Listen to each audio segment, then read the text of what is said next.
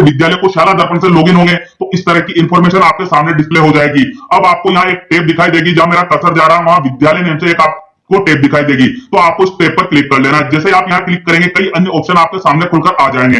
अब आपको यहाँ एक ऑप्शन देगा technology innovation lab ICT module. तो अब साथियों ये ऑप्शन आपको यहाँ मिल रहा है, तो कौन से विद्यालय को इसकी पूर्ति करनी है, इसके लिए आपको ध्यान रखना है कि यदि आपके विद्यालय में आईसीटी लैब है, आप भले ही वो क्रियाशील हो या अक्रियाशील हो, परंतु आपके विद्यालय में आईसीटी लैब है तो आपको इस मॉड्यूल की पूर्ति करनी है। और यदि आपके विद्यालय में आईसीटी लैब नहीं है तो आपको इस मॉड्यूल की पूर्ति नहीं करनी है। आपका पहला जो क्वेश्चन था मैंने आपको बताया था कि कौन से विद्यालय को इसकी पूर्ति करनी है, तो उस क्वेश्चन का जवाब यहां से आपको मिल चुका होगा।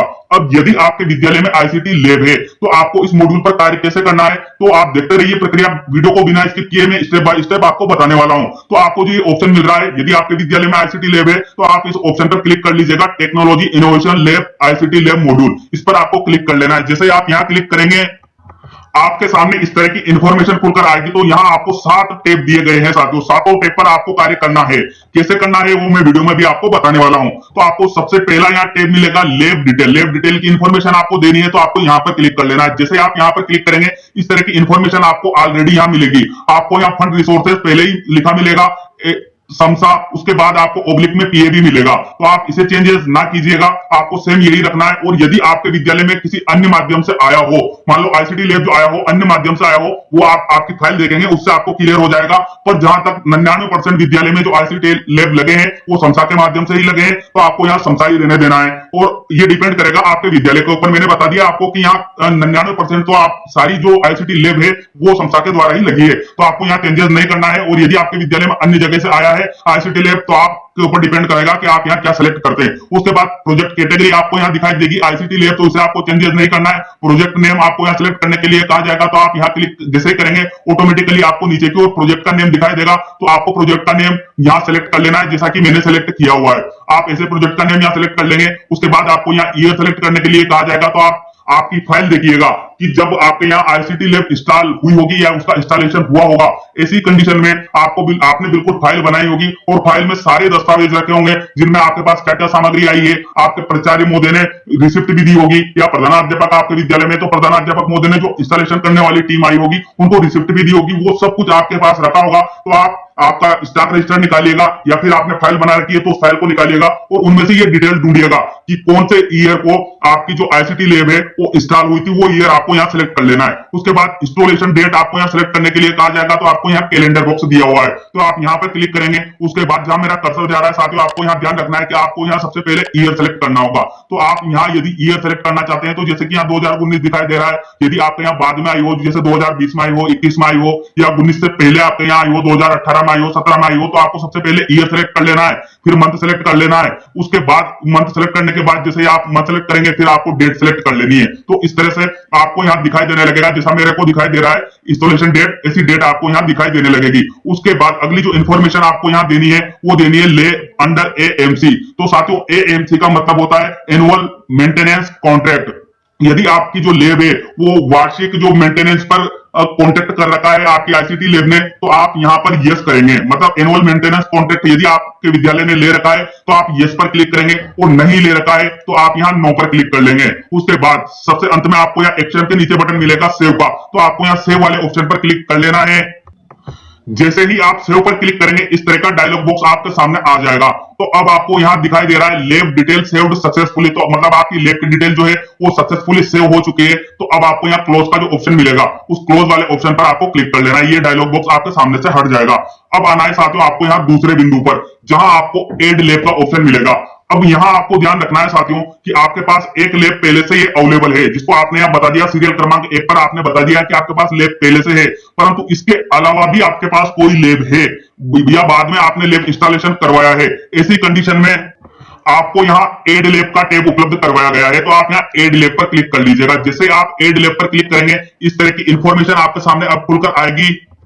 अब आपसे यहाँ पूछा जाएगा सबसे पहला ऑप्शन फंड रिसोर्सेज। भाई आपने जो लैब आपके पास अतिरिक्त लैब आई है उसे आप उसके लिए आपको फंड कहां से मिला है, तो फंड कहां से मिला है, तो जैसे आप यहाँ पर क्लिक करेंगे आपको यहाँ मिल जाएगा भामाशाह CSR और आपको यहाँ अन्य ऑप्शन, बहुत सारे ऑप्शन दिखाई देंगे। तो जो भी, यदि आपने साथियों आपके पास एक लेब पहले से है जो समसा द्वारा आपको दी गई है, उसके अलावा लेब आई है, उसी कंडीशन में आपको इस लेब की पूर्ति करनी है, अन्यथा आपको इसको खाली छोड़ना है। इस बात का ध्यान रखना है। यदि आपके पास है, दूसरी लेब भी क्रियाशील है, तो आप यहाँ से सेलेक्ट कर लेंगे कि भाई भामाशाह से हमने नई लेब बनवाई है, CSR से बनवाई है, डिस्ट्रिक्ट प्रोजेक्ट से आपके पास अलग से आई है, DMFT से आई है, माइनॉरिटी स्कीम में आई है। तो जो भी आपके विद्यालय के लिए लागू रहे वो ऑप्शन आपको यहाँ सेलेक्ट कर लेना है। जैसे मैं एक एग्जांपल ले लेता हूं कि मान लो कि यहाँ में SDMC से हमने एक लेब और बनवाई है, हमारे विद्यालय में एक लेब पहले से ऑलरेडी चल रही थी, तो मैंने एक एग्जांपल लिया है SDMC। उसके बाद यहाँ प्रोजेक्ट सब कैटेगरी आपको चुनने के लिए कहा जाएगा, तो आप यहाँ पर क्लिक कर लीजिएगा। उसके बाद प्रोजेक्ट सब कैटेगरी आपके लिए यहाँ डिस्प्ले हो जाएगी। तो जो भी आपके लिए यहाँ उचित ऑप्शन रहे, जैसे यहाँ बता रहा है अटल टिंकरिंग लैब है, तो मैं एक एग्जांपल ले लेता हूं कि मैंने ये सिलेक्ट कर लिया है। उसके बाद यहाँ गो का ऑप्शन मिलेगा, तो गो पर जाकर आपको क्लिक कर देना है। आपकी लैब डिटेल सेव हो जाएगी, एक लैब और ऐड हो जाएगी। परंतु साथियों आपको इस मॉड्यूल पर कार्य करने से पहले मैं फिर याद दिला दूं,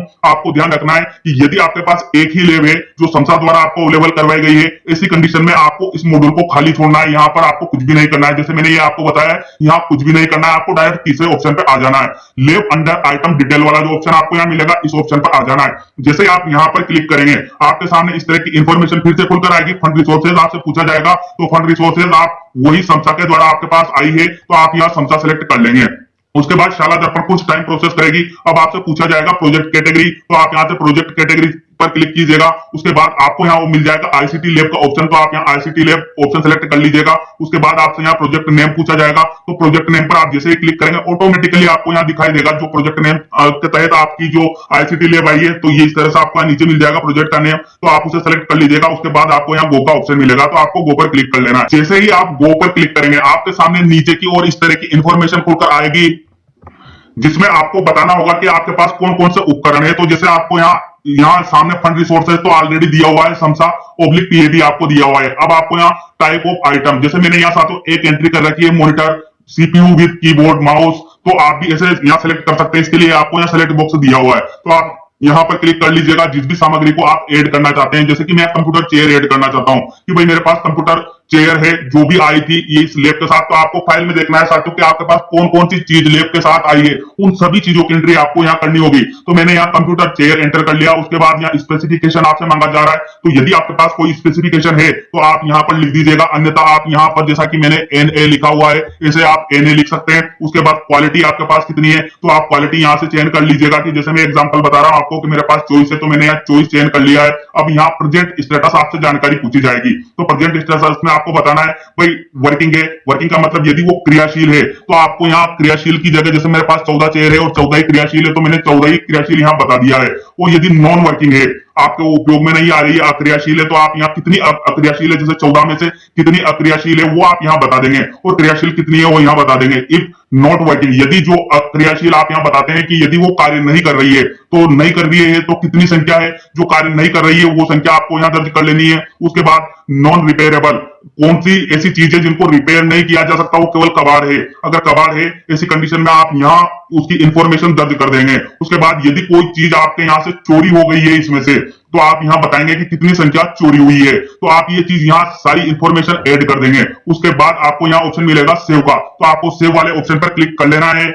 जैसे ही आप सेव पर क्लिक करेंगे, अब आपके सामने इस तरह का डायलॉग बॉक्स आ जाएगा, डेटा सेव सक्सेसफुली, मतलब जो आइटम आपने सेव किया है वो सेव हो चुका है। अब आपको यहाँ क्लोज का ऑप्शन मिलेगा, तो आप क्लोज इसे कर दीजिएगा। उसके बाद अगला जो उपकरण आपके पास है, तो आपको यही प्रक्रिया दोहरानी है जिससे मैंने बताया है। यहाँ मैंने पहले मेरे पास monitor CPU with keyboard and mouse आ रहा था, अब मैंने कंप्यूटर चेयर को भी ऐड कर दिया है, तो कंप्यूटर चेयर यहाँ 2 नंबर पर ऐड होकर मेरी आ गई है। ऐसे ही आपके पास और सामान है, ICT लैब से संबंधित और बहुत सारे सामान होंगे, तो उन एक एक सामान को आपको सेलेक्ट करते जाना है। और जो जो भी इंफॉर्मेशन आपसे यहाँ पूछी जा रही है, मैं एक बार और रिपीट कर देता हूं साथियों, ताकि आपको दिक्कत ना रहे कार्य करने में। वर्किंग मतलब आप यहाँ सीधे सीधे मान लीजिएगा, क्रियाशील आपके पास क्रियाशील यदि वस्तु है तो उसकी संख्या आप यहाँ बता देंगे। नॉन वर्किंग यदि वो खराब है तो आप उसकी संख्या यहाँ बता देंगे। रिपेयरेबल मतलब कितनी उनमें से ऐसी चीजें हैं जो ठीक हो सकती है, वो संख्या आप यहाँ लिखेंगे। उसके बाद नॉन रिपेयरेबल, कितनी ऐसी संख्या है जिन्हें आप रिपेयर नहीं कर सकते, सीधे सीधे हमारी भाषा में कहे तो वो कबाड़ है, उसको सही नहीं किया जा सकता, वो संख्या आप यहाँ बताएंगे। उसके बाद ठीक यहाँ बताया जा रहा है कि यदि वो कोई इनमें से कोई जो संख्या आपके पास आई थी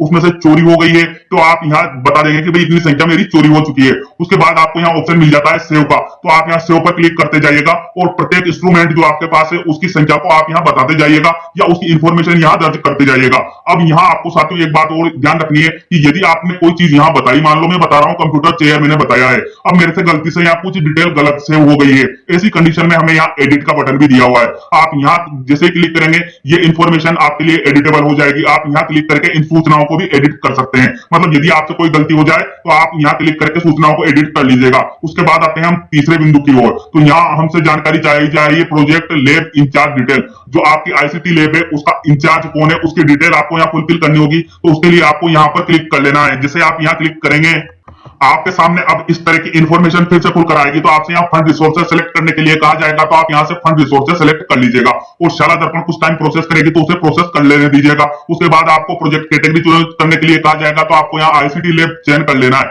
उसके बाद आपको यहाँ प्रोजेक्ट नेम चयन करने के लिए कहा जाएगा, तो आप यहाँ क्लिक करके प्रोजेक्ट का नेम चयन कर लीजिएगा। फिर आपको ऑप्शन मिलेगा यहाँ गो का, तो आपको गो वाले ऑप्शन पर फिर क्लिक कर लेना है। शाला दर्पण फिर कुछ टाइम प्रोसेस करेगी और आपके सामने इस तरह की इंफॉर्मेशन लेकर आएगी। तो अब आपको यहाँ देखना है आईसीटी इंचार्ज की इंफॉर्मेशन आपको यहाँ देने के लिए कहा जाएगा, तो आप यहाँ पर क्लिक कीजिएगा। जैसे आप यहाँ क्लिक करेंगे जितने भी कार्मिक आपके विद्यालय में होंगे उनसे संबंधित इंफॉर्मेशन आपकी यहाँ खुलकर आ जाएगी। तो आपने जिसको भी आईसीटी का चार्ज दे रखा है उसको आपको यहाँ से सिलेक्ट कर लेना है। जैसे आप सिलेक्ट करेंगे ऑटोमेटिकली संबंधित कार्मिक के मोबाइल नंबर भी आपको यहाँ डिस्प्ले हो जाएगा, उनकी मेल आईडी भी आपको यहाँ डिस्प्ले हो जाएगी। अब आपको यहाँ ऑप्शन मिलेगा सेव का, तो आप सेव पर क्लिक कर लीजिएगा। जैसे ही आप सेव पर क्लिक करेंगे अब आपके सामने इस तरह की इंफॉर्मेशन खुलकर आएगी, project lab in charge detail save successfully. तो अब आपको यहाँ क्लोज का जो ऑप्शन मिल रहा है इस क्लोज वाले ऑप्शन पर क्लिक कर लेना है। मतलब आपके जो इंचार्ज है उनकी डिटेल सेव हो चुकी है और उसे आप देखना चाहते हैं तो नीचे जाकर देख सकते हैं। अब आते हैं हम अगले बिंदु की ओर। यहाँ बताया हुआ है लैब फंक्शनिंग डिटेल आपको बतानी है, भाई लैब क्रियाशील है अक्रियाशील है, ये इंफॉर्मेशन आपको देनी है। तो आपको यहाँ पर क्लिक कर लेना है। जैसे आप यहाँ क्लिक करेंगे, मैंने यहाँ क्लिक किया है, साथियों आपको ध्यान रखना है लैब फंक्शनिंग डिटेल पर, तो आप भी यहीं पर क्लिक करेंगे। जैसे आप यहाँ क्लिक करेंगे वही ऑप्शन आपके सामने फिर से आएगा, फंड रिसोर्सेज की इंफॉर्मेशन आपसे चाहिए जाएगी, तो आप यहां से फंड रिसोर्सेज का चयन कर लीजिएगा। उसके बाद आपको प्रोजेक्ट कैटेगरी यहां सेलेक्ट करने के लिए कहा जाएगा, तो प्रोजेक्ट कैटेगरी आपको यहां सेलेक्ट कर लेनी है। फिर आपको यहां बटन मिलेगा गो का, तो आपको गो पर क्लिक कर लेना है। जैसे आप गो पर क्लिक करेंगे इस तरह की इंफॉर्मेशन आपके सामने खुलकर आएगी। अब आपको यहां देखना है आपके विद्यालय का नेम आपको यहां डिस्प्ले हो जाएगा, आपके विद्यालय का डैशबोर्ड आपको यहां डिस्प्ले होगा, स्कूल कैटेगरी आपको यहां डिस्प्ले हो जाएगी, स्कूल का प्रिंसिपल कौन है या इंचार्ज कौन है वो नेम आपको यहां डिस्प्ले हो जाएगा, प्रोजेक्ट नेम आपको यहां डिस्प्ले होता रहेगा। अब लैब स्टेटस आपको यहां बताना है कि भाई क्रियाशील है या अक्रियाशील है, तो इसके लिए आपको यहाँ सेलेक्ट बॉक्स दिया हुआ है। इसके जैसे आप सेलेक्ट बॉक्स पर क्लिक करेंगे आपके सामने तीन ऑप्शन खुलकर आएंगे। पहला ऑप्शन आएगा क्रियाशील, दूसरा ऑप्शन आएगा अक्रियाशील और तीसरा ऑप्शन आएगा आंशिक क्रियाशील। तो जो भी आपके विद्यालय के लिए ऑप्शन उचित रहे या जो भी आपके आईसीटी लैब के लिए ऑप्शन उचित रहे वो ऑप्शन आप यहाँ से सेलेक्ट कर लीजिएगा। उसके बाद आपको यहाँ सेव का बटन मिलेगा, तो आपको सेव पर क्लिक कर लेना है। जैसे आप सेव पर क्लिक करेंगे इस तरह की इंफॉर्मेशन आपके सामने आ जाएगी, lab functioning functionality saved successfully. तो मतलब आपकी लैब की जो फंक्शनलिटी की इंफॉर्मेशन है वो सेव हो चुकी है। तो अब आपको यहाँ क्लोज पर क्लिक कर लेना है। जैसे आप क्लोज पर क्लिक करेंगे आपके सामने इस तरह की इंफॉर्मेशन आ जाएगी। अब आते हैं हम अगले बिंदु की ओर। अगले बिंदु में हमसे जानकारी चाहिए जा रही है detail of equipment other than lab detail. यदि आपके पास जो लैब में सामान आए थे जिनकी एंट्री आप पहले कर चुके हैं, जहां मैंने बताया है साथियों आपको लैब अंडर आइटम डिटेल, इसमें यदि आपने एंट्री कर दी है, मैंने बिल्कुल आपको बताया था कि आपको यहाँ क्या क्या कौन सी चीज की एंट्री करनी है, इस वाले मॉड्यूल पर आपको कार्य करके बताया था। यदि आप भूल चुके हैं तो वीडियो को बैक करके आप देख सकते हैं कि आपको यहाँ कौन कौन सी चीजें आपने एंटर कर ली है। तो आप जो चीजों जिन चीजों की एंट्री यहाँ कर देंगे उसके अलावा यदि आपके पास detail of equipment other than lab detail, इसके अलावा यदि आपके पास कोई इक्विपमेंट आया है तो उसकी एंट्री आपको यहां करनी होगी। तो इसके लिए आपको यहां पर क्लिक कर लेना है। जैसे आप यहां क्लिक करेंगे इस तरह की इंफॉर्मेशन आपके सामने खुलकर आ जाएगी। अब आपको यहां कहा जाएगा आइटम का नेम सेलेक्ट करने के लिए, तो आप यहां पर क्लिक कीजिएगा।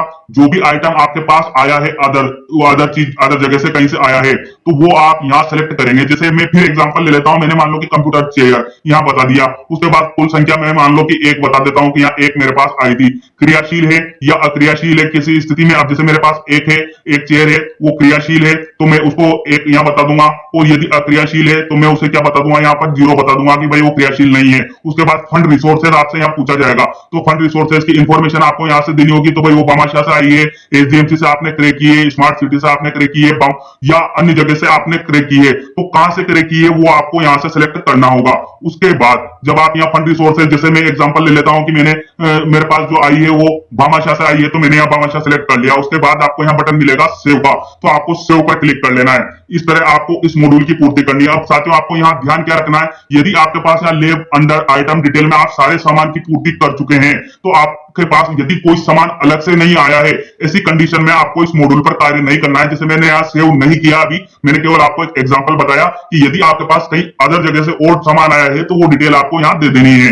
अब सबसे अंत में ऑप्शन आ जाता है हमारे पास इंटरनेट डिटेल का, तो आप detail of equipment other then लेव डिटेल के बाद यहाँ आएंगे इंटरनेट डिटेल आपको देनी होगी, तो आपको यहाँ पर क्लिक कर लेना है। जैसे आप यहाँ पर क्लिक करेंगे आपके सामने इस तरह का डायलॉग बॉक्स आएगा, इंटरनेट की उपलब्धता है तो आपको हाँ या नहीं दोनों में से चुनना होगा। यदि आपके पास है तो आपको बताना होगा कि इंटरनेट सेवा प्रदाता आपके एरिया में कौन है। भाई जो आपकी सारी कंपनियां हैं जो इंटरनेट प्रोवाइड करवाती है उन सारी कंपनियों के नेम यहाँ आ रहे हैं, तो हम यहाँ से एक कंपनी का नेम सेलेक्ट कर लेंगे। उसके बाद इंटरनेट कनेक्शन का माध्यम आपको यहाँ सेलेक्ट करने के लिए कहा जाएगा, तो आप यहाँ पर क्लिक कीजिएगा। भाई लेन है, मोबाइल हॉटस्पॉट है या वाईफाई है, आपके पास जो भी उचित ऑप्शन आपके विद्यालय के लिए है वो उचित ऑप्शन आपको यहाँ सेलेक्ट कर लेना है। उसके बाद इंटरनेट कनेक्टिविटी स्पीड की स्थिति आपसे जानी जा रही है, तो उसके लिए आपको यहाँ पर क्लिक कर लेना है। उच्च क्वालिटी की है, लो क्वालिटी की है या मीडियम क्वालिटी की है, ये आपको आपके विद्यालय के स्तर से देखना है कि आपके विद्यालय में भाई इंटरनेट कनेक्टिविटी कैसी आती है, तो आप यहाँ से उसे कर लेंगे। उसके बाद आपको यहाँ ऑप्शन मिलेगा सेव का, तो आपको यहाँ सेव पर क्लिक कर देना है। जैसे आप सेव पर क्लिक करेंगे आपके सामने इस तरह का डायलॉग बॉक्स आ जाएगा, इंटरनेट डिटेल सेव सक्सेसफुली,